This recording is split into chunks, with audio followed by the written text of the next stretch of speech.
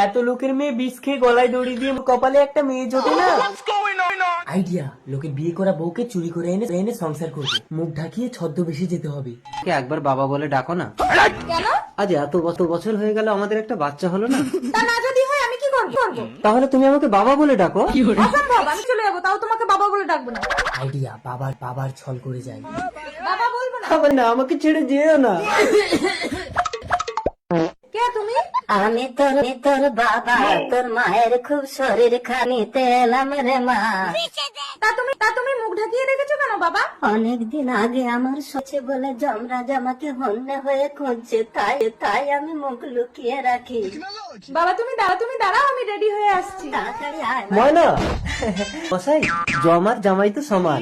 আমি শুনে নিয়েছি মানে আপনার দিন সে। দেখি মুখটা দেখি। লি, তোর বউকে চুরি করতে এসেছিলাম।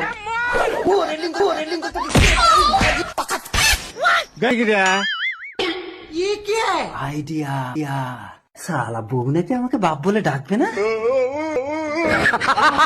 চলো বাবা, আমি রেডি। रुको जरा কি বাবা, তোমার জামাই কোথায় গেল? কি হলো বাবা, কথা বলছো না কেন? বাবা আরো জোরে জোরে ডাক মা। বাবা বাবা উহ, বাবা ডাক শুনে আমার বুকটা ভরে গেল বউ। পোড়া মুখ মিনছে।